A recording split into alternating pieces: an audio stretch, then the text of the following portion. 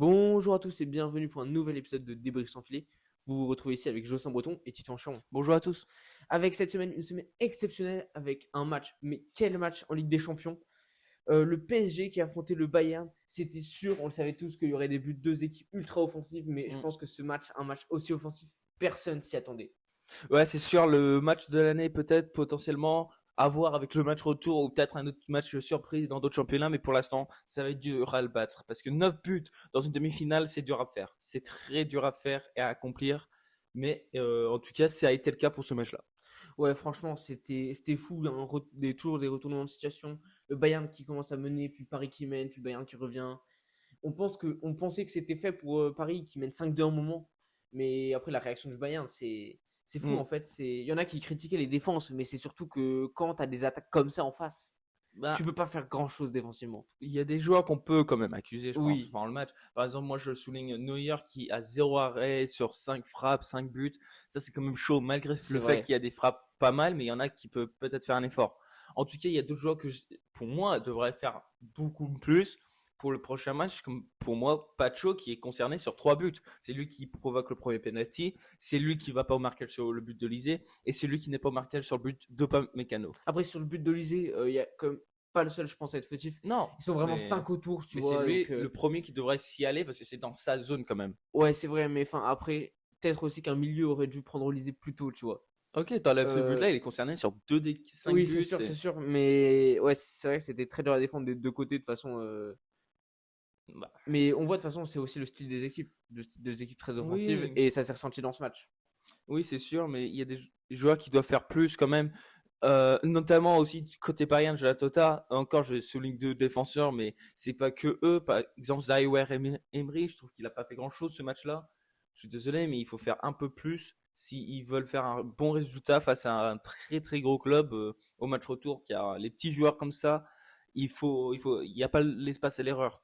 Zaire Emery, de toute façon, qu'on risque de voir latéral droit au retour, Oui, parce parce que que Hakimi ouais. s'est blessé. Donc, ça aussi, par contre, c'est un coup dur pour Paris, parce que se priver d'un joueur comme ça, c'est pas forcément Bah, au meilleur des moments, on va dire. bah, je tiens à dire que quand même, personne souligne le fait qu'Hakimi, il est tellement monté, car c'est son style quand Oui, même, c'est c'est son sûr. style, mais il est tellement monté que ça a laissé tellement d'espace Oui, ça a où, laissé beaucoup où Marquinhos aussi. Marquinhos, il a dû aller faire la couverture. C'est pour ça que beaucoup disent que Marquinhos, il a pas fait beaucoup, mais le nombre de fois où il a dû prendre la couverture pour Hakimi qui est trop monté, qui revenait pas sur des attaques très rapides de Bayern, franchement, c'est compliqué. En tout cas, avec Zaire Emery, t'es sûr d'avoir une défense en place. Oui, c'est sûr. Après, c'est aussi ce qui a fait que le match soit aussi offensif, c'est que les latéraux, même des deux côtés, hein, sont bien Ouais, mais montés. côté Bayern, il y avait quand même un peu plus de retour, je trouve. À part sur certaines contre-attaques, comme on l'a vu avec le dernier but de Luis Diaz. Oui. Bah, lui, c'est vraiment une contre-attaque, un contre un qui est joué à la masterclass, quoi. On peut rien dire là-dessus. Mais franchement, c'était un match à voir. Et le match retour, le seul problème avec ce match, c'est que le match retour, il est tellement motivé maintenant qu'on risque d'être déçu. On risque Hmm. d'avoir un 0-0 qui peut décevoir tout le monde. Jamais il y aura un 0. Très Ouais, clairement. et on peut On a vu jamais en dire conférence de jamais, jamais presse, dire jamais. on a vu en conférence de presse, Lucien Riquet il a dit pour se qualifier, il faudra qu'on marque au moins 3 buts au retour. Ça veut dire qu'il se prépare à encaisser au moins 3 buts.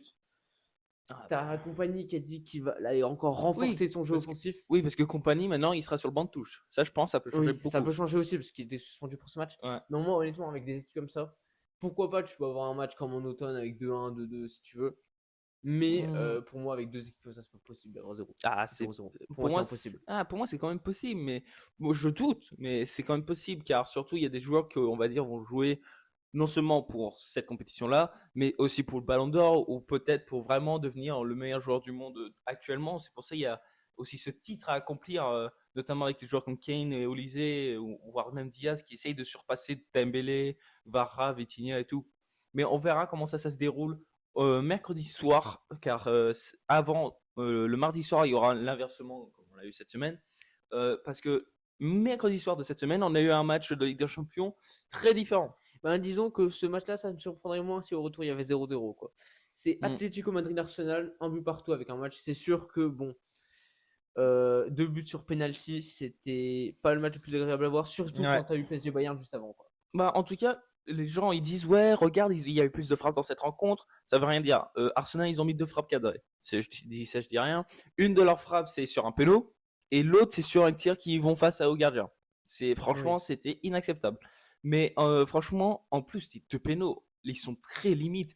Il a fallu un troisième qui est extrêmement limite, où Eze il vient dans la surface légèrement toucher la balle pour espérer qu'il se fasse toucher pour qu'il tombe. Il tombe déjà avant même qu'il est touché. Pareil pour Gyökeres quand il se fait pousser dans le dos.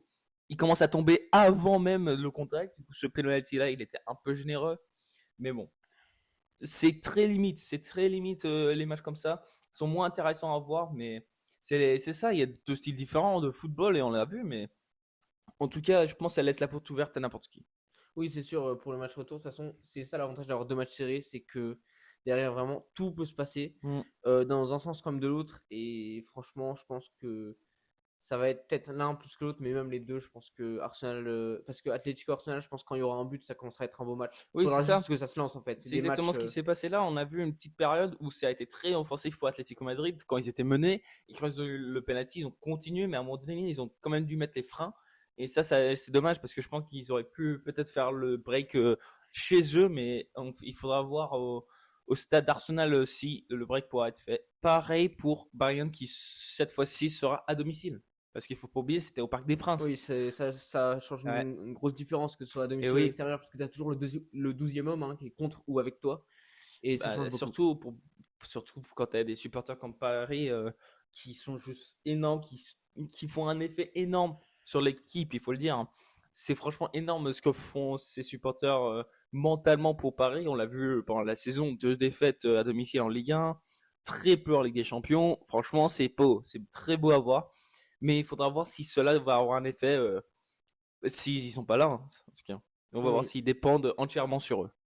Mais oui, on va voir, mais ça promet en tout cas d'être un très beau match. On a également eu des beaux matchs, peut-être un peu moins bons, en Europa League. Oui. Avec donc plus d'équipes françaises, on le sait. Et Braga qui a affronté Fribourg pour une victoire 2-1. Braga qui a pris une petite option sur la victoire, mais qui sera à l'extérieur au match retour. Oui, et avec un penalty raté pour Braga aussi.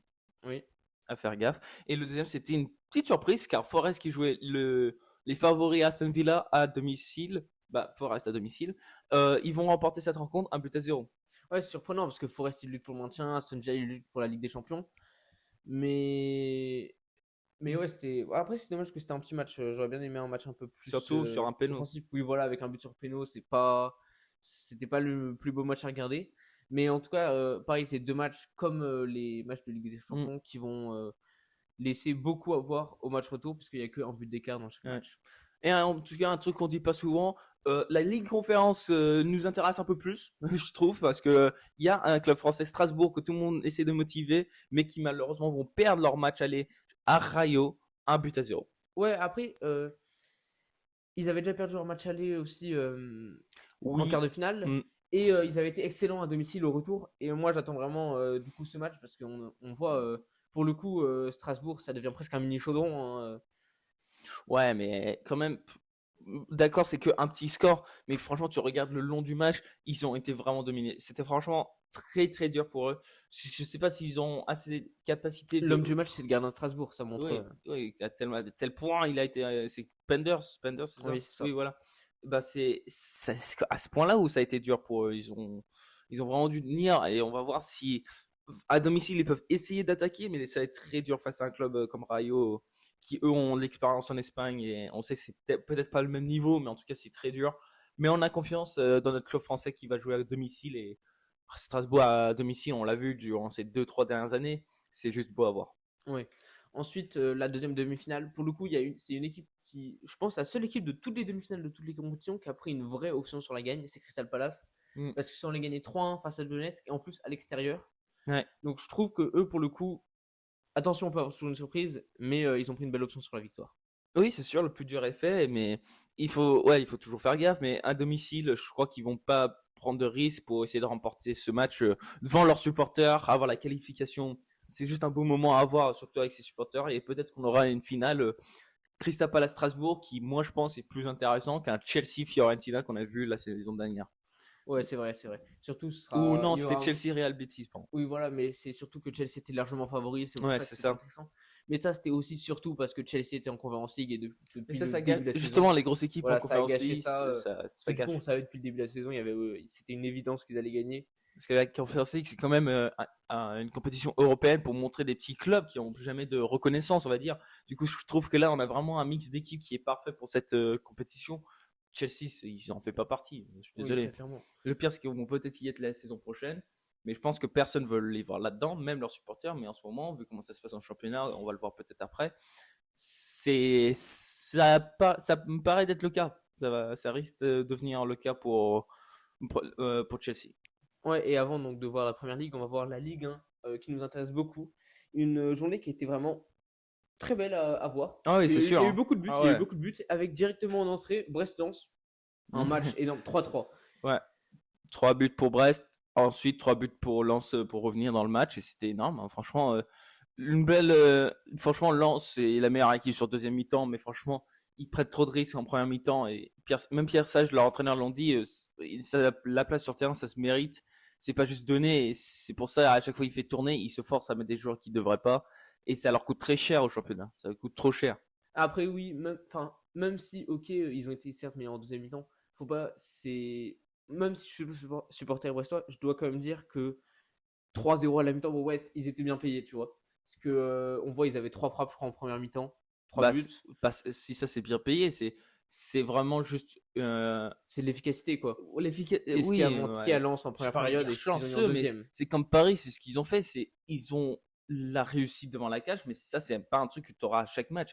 Il faut un côté chanceux quand même, parce que mettre 3 frappes, 3 buts, je dis pas que c'est mérité, parce que quand même il faut plus que ça pour transpercer des fois, mais en tout cas c'était bien réussi hein, sur le moment. Mais quand tu vois qu'ils ont mis des défenseurs qui jouent très très mal en ce moment et qui les forcent à les faire jouer pour la rotation comme Mazuake, c'est franchement n'importe quoi la performance qu'ils font. Mais en tout cas, c'était une belle opération pour Brest, ils en ont profité. Hein. Oui, mais c'est surtout du coup une mauvaise pour Lens parce que Brest a plus Oui. trop à jouer, alors que Lens, pour le coup, ça risque d'être difficile maintenant pour le titre alors qu'il reste plus que 3 matchs Mm. et qu'il commence à avoir quand même 6 points de retard sur Paris.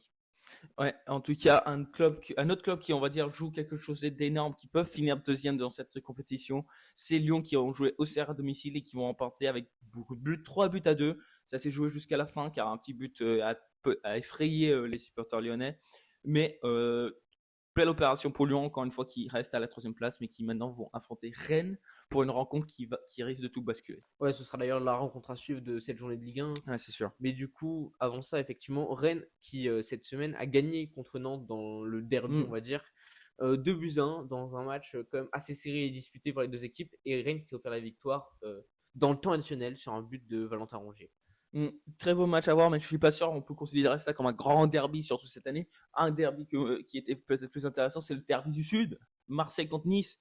Gros match qui s'est fini 1-1 sur un penalty de Eli Wahi. Énorme opération pour Nice, mais Marseille qui risque de voir leur entraîneur Habib Bey partir. Oui, c'est sûr. Marseille qui n'arrive pas à trouver la solution, là, tout simplement. Ça en devient presque inquiétant. C'est une très mauvaise opération pour eux. Maintenant, ils sont 6e. Ils commencent à être plutôt loin de la Ligue des Champions. Ouais, attention. Loin. Là, ils sont plus. Ils sont que 4 points de retard. 4 points, c'est énorme quand il reste 3 matchs.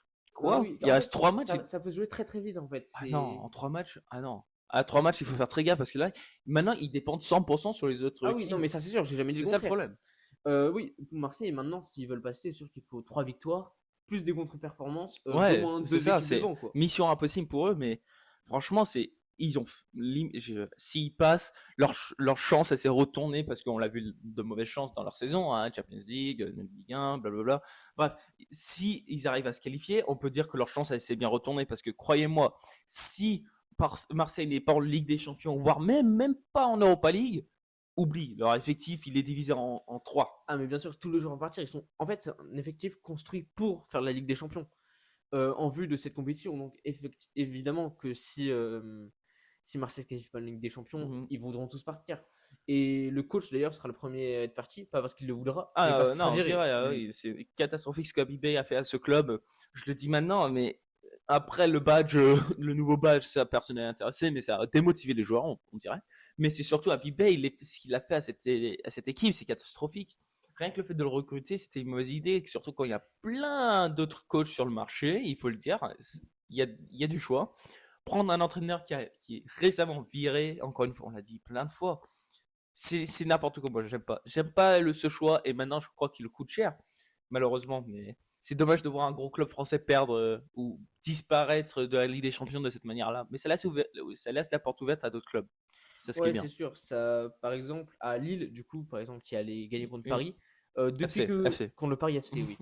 On doit Première victoire d'ailleurs au Paris FC depuis que Camboiré Mm, a pris la main. Première défaite pour le Paris FC à domicile et sur un match, bon, 1-0, c'était pas le match le plus offensif. mm. C'est dommage pour le Paris FC qui aurait pu égaliser, mais qui ont raté un penalty.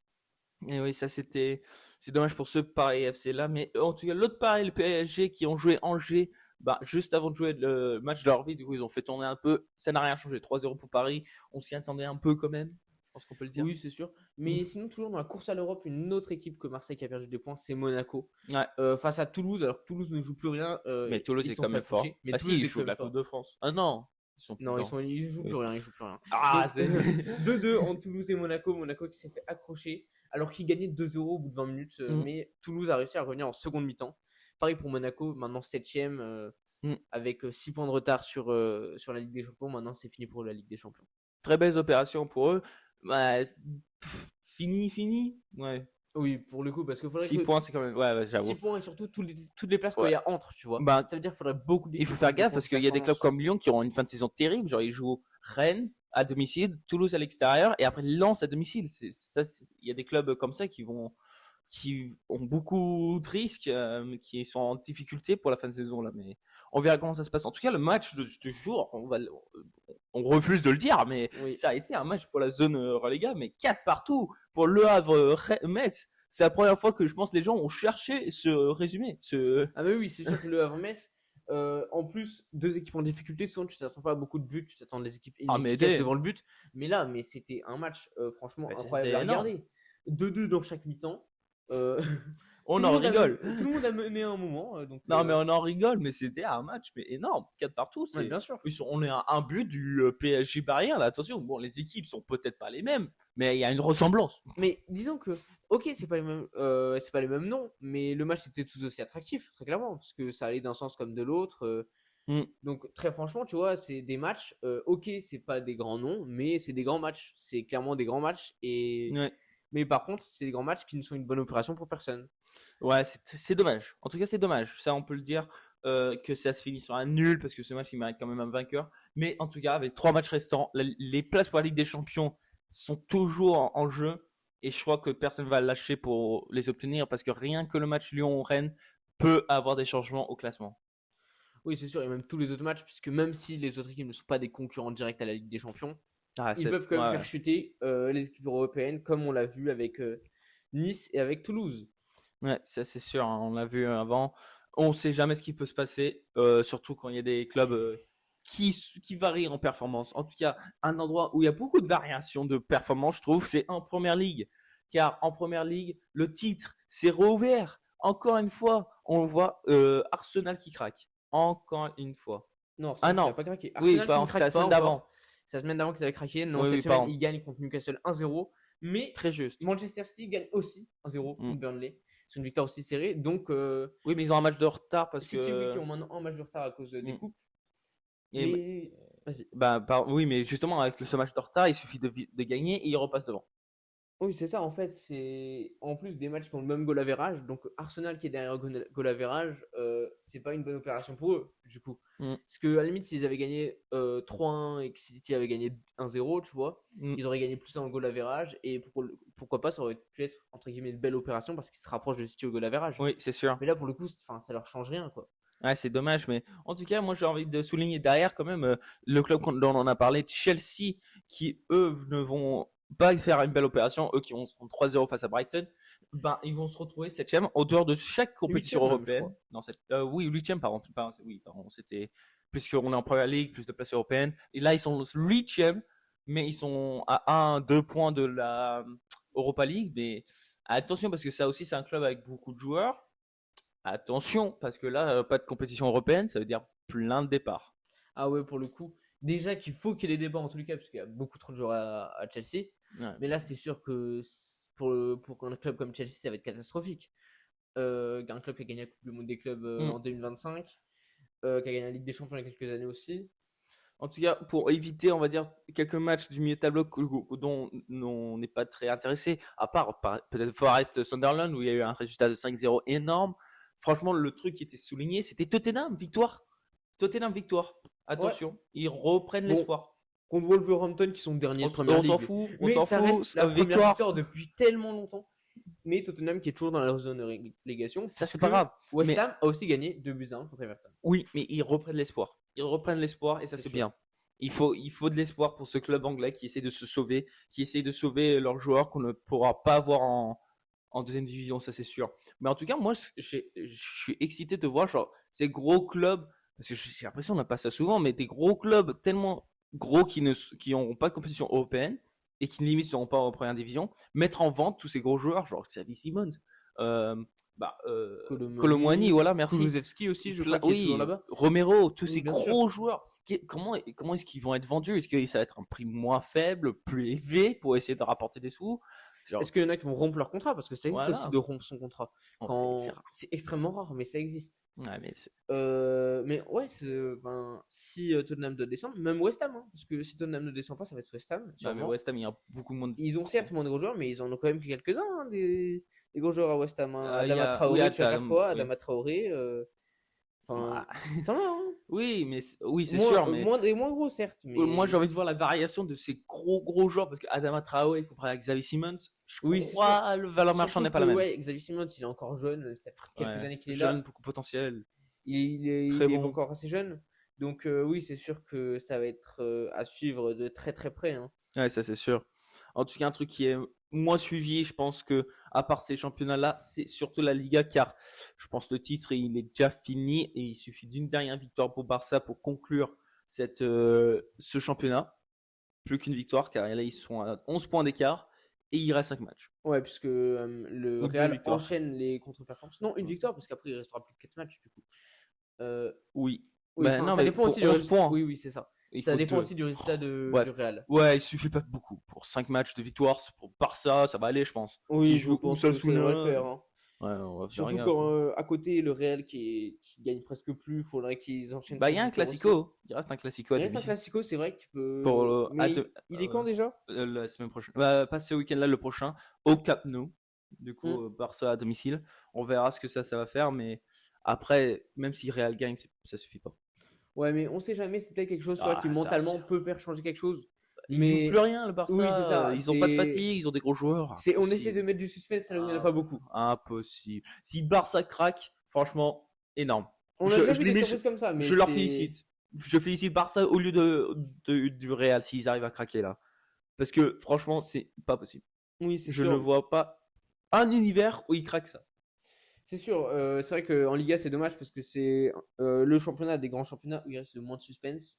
Pour le coup, maintenant il n'y a plus trop de suspense sur toutes les places. Peut-être pour la Conference League, il y a encore un petit peu de suspense. Ouais, peut-être un peu moins quand même, mais on verra. On verra comment ça se déroule dans les semaines suivantes. Et donc, on a hâte de voir les résultats des demi-finales retour de Ligue des Oui, Champions avec aussi. vous la semaine prochaine sur Débrief sans filet. Au revoir à tous. Au revoir à tous.